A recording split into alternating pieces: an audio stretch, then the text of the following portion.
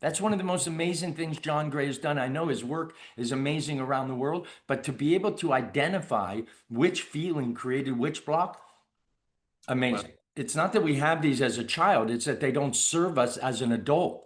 And we keep doing them. We do them in our relationship, we do them at work, we do them in our parenting. right. These are the things that tend to get in the way as we are, go finding a little bit of success and, oh, can I do? And then suddenly you shut down. You're ready to go and you shut down. So many people set up goals. They have their dreams, they have their aspirations, and many of them even get coaches to help them achieve those goals, those dreams faster.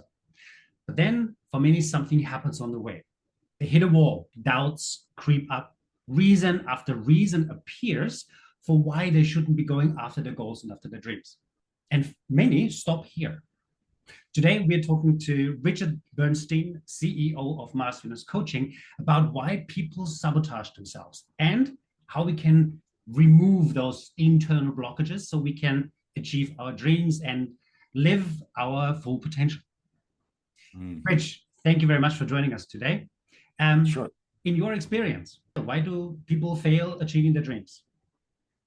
I think that there's a lot of what's called emotional blocks that get in the way.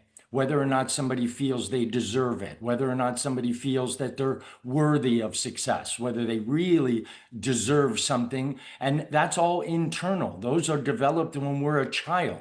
And believe it or not, these things called emotional blocks that get in the way. Some people call them limiting beliefs.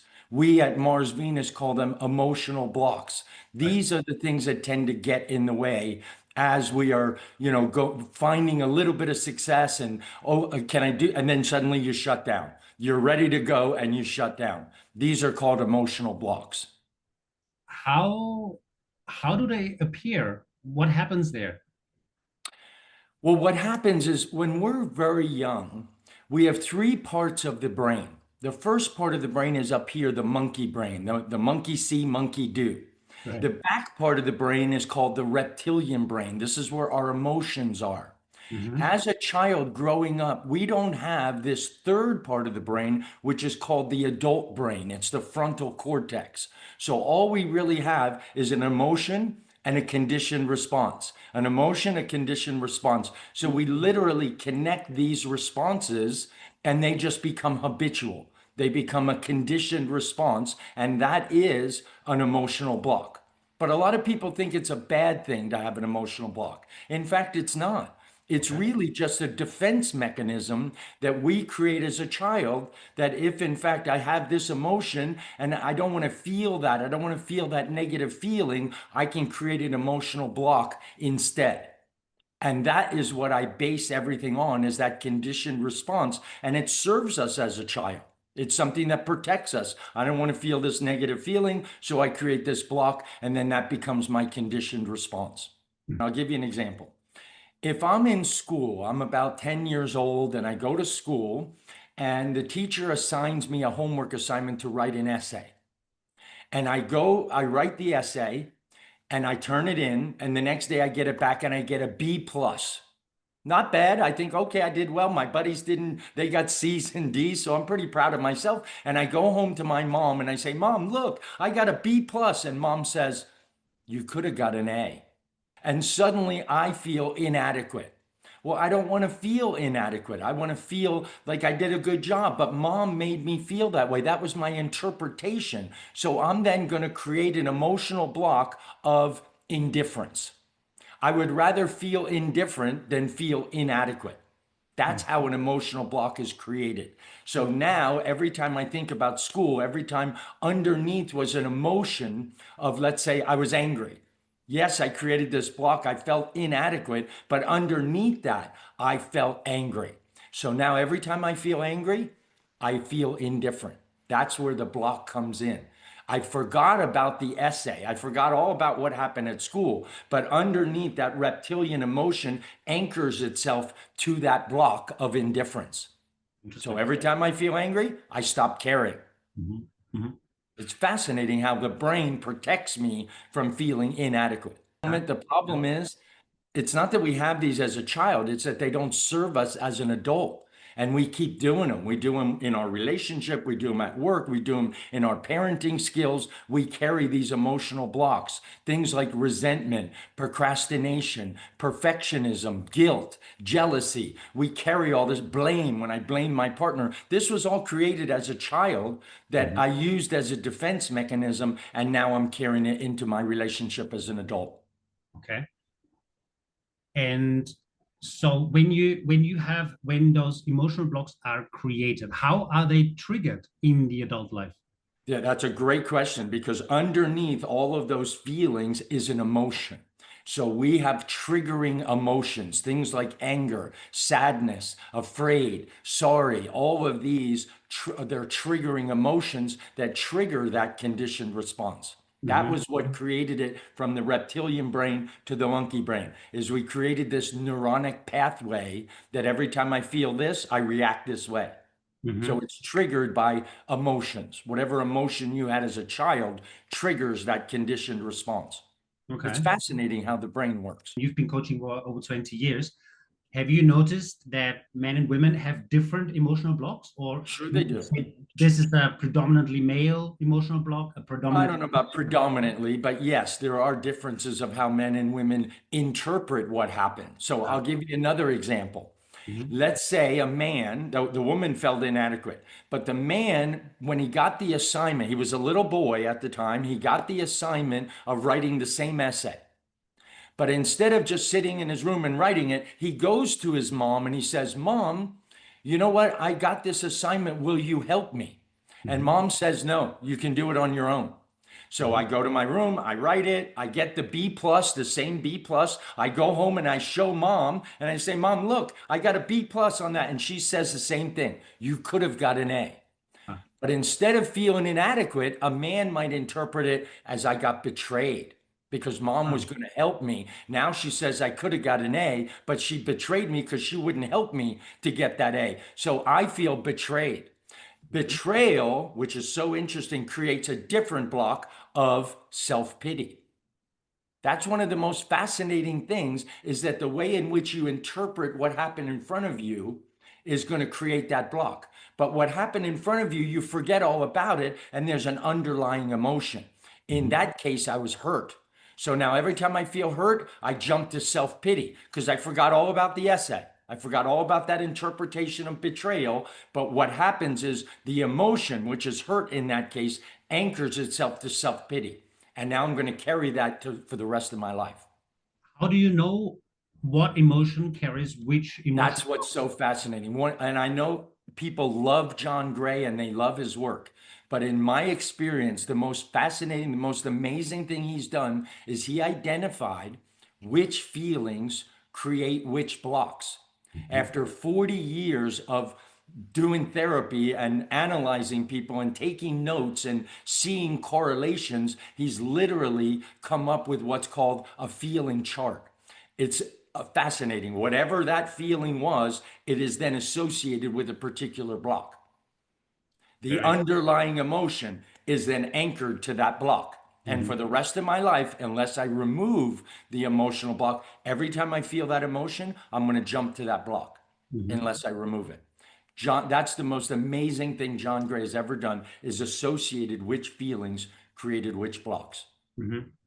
And for those that don't know yet, that don't know this detail yet, John Gray is the co-founder of Masters Coaching, right? You and Right. John Gray He's have my co-founded. partner. We started Mars Venus Coaching together about 17 years ago. Mhm. Mhm. And this is one of the most fascinating things that we share with our coaches. We teach them how to Yeah, go out in the world and not just teach a person how to be successful, but as they're moving up toward that success, these emotional blocks appear and we are taught how to remove them. We're the only school in the world that does that, that teach. We do it with our coaches as well, with ourselves, our coaches, and their clients. very cool. Very cool. Mm. Okay, well, since we talk about coaching, now how does that get brought into the coaching process. Can you talk a little bit about it? Yeah, we teach the coach, first of all, how to do a coaching process. And as you're doing the process, you then see these emotional blocks. You can see the patterns happening because they're starting to get success and then they stop doing some of the things that they should be doing. So you see the block. We teach you how to identify which block it is. We then teach you how to connect that feeling by coming out and writing an amazing scripted feeling letter, we call it. Mm-hmm. It's an amazing process. And in doing that, it's a catharsis for that person. They get all of that emotion out and onto paper. And then we teach them how to destroy that paper. And then we're going to start coaching them to true self, the opposite of the triggering emotion. So if anger was the triggering emotion, we're going to teach them how to coach them on peace or joy or confidence or love or patience or optimism. These are the kind of things that again, we get to the other side of the brain. Remember a couple of weeks ago, we talked about the dissatisfaction and the vision. We're now going to teach them to rewire the brain. Instead of jumping to that conditioned response, we want to jump to the true self. It's an amazing process. Mm-hmm. Interesting. And what happens after? I mean, does one emotional block exercise resolve everything? Like, what No, happens no. after? What it does though is it loosens the connection when you first do the catharsis letter. It loosens that connection. And then it takes about 3 or 4 months to rewire the brain to get them to stop when you have that emotion, instead of jumping to the block, jumping to the true self. That takes about 3 months of a process where you continue to jump to the peace or joy or confidence, those things. So it doesn't happen instantly, but you do feel a sense of relief instantly. You do feel a sense of, oh, I got this catharsis, I got this emotion out of me and onto paper. That happens immediately. Then it takes several months to actually get the true self to be the new conditioned response. But Mm-hmm. it works. My clients, and from my experience, right away feel a relief. And then over the next couple of months, they start acting very differently. And I would rather have confidence than fear, because that Yeah. fear is a triggering emotion. And that fear will create confusion, which is my block. I get confused. Are there tools? Are there processes that you apply? Because approximately 4 months later, it will have established itself. You have integrated it. Do you have Yes. But exercises to every help week, what we're integration? doing is while we're coaching them through this process, we usually have 3 goals or 3 things we want to achieve. We're now going to add to that a fourth goal of whatever that true self is, that peace or joy or confidence. So we're going to focus on that every single week in our coaching sessions. Mhm. And we're going to coach them the same way we coach anybody on any topic, is where are they now in that particular topic, whether it's peace or joy or confidence or patience or optimism. We're going to coach them on where they are now and then how to get them each week to implement more strategies to improve more peace in my life, more joy in my life, more confidence in my life. Right. And And then there are 12 blocks and there are 12 true selves. So Mhm. we're going to focus on the 12 true selves to rewire the brain to jump there. We're creating a new habit is what we're doing. We're creating a new conditioned response that I've had since I was a child. Mhm. And you measure the progress and Every week, measure. every week. Okay. So Hmm. they implement the strategies and then we measure the result. Hmm. We're testing a strategy and measuring the movement on a scale every week. Now, how much patience do you have? Now, how much patience do you have? Now, let's do X, Y, and Z. And then, how much patience do you have? And it's a process that happens over time, but the catharsis is first to get that emotion out of your body. Yeah. And this question now is from one of our viewers. He put that question into the comment section. How do you coach a client who has resentment flu? He says he's got someone who is so hurt by their partner, they Yeah. resent them, they're enraged, and they're unwilling to let go of that emotional block. What do you Of do course there? they are, because resentment, the underlying feeling that created resentment is deprived. So that person in this relationship, when they were a child, they felt deprived, and deprived creates resentment. Underneath that deprived, that event that happened, it's anger is the triggering emotion. So that triggering emotion, now the deprived went away. They forgot all about whatever it was. But Mhm. every time they feel angry, resentment will come up. They anchor to each other. So it has nothing to do with the relationship. It has to do with when they were a child. They need to let that event that took place, they have to write that feeling letter. And then we have to coach them to every time they feel angry, instead of jumping to resentment, they have to jump to peace. That's the true self, the Mhm. opposite of anger. And Mhm. so we literally rewire the brain to every time I feel angry, I'm going to take a deep breath. I might meditate a little bit. I'm going to create a new habit of my conditioned response. This person who wrote that, if they are a coach, that's what they want to work with their client, is getting that anger and that deprived out of their body onto paper, destroy it, and start coaching them to peace. It's Mhm. not the relationship now that's affecting them. They're never going to let that resentment go until they get rid of it from when they were a child. Oh, very interesting. Mm. Cool. Cool. I think that would be very helpful for many coaches that are watching. I think that if somebody wants this feeling chart, they Hmm. ought to click on the comments and request it. We can just Yeah. put your email Well, in there and we'll we'll put send that. you the feeling chart. It's Yeah. an amazing chart. You'll recognize yourself in this chart. You'll go, oh, I have that block. I have this block. And it's not from now, it's from your childhood. Hmm. Yeah, we can put that link into the description.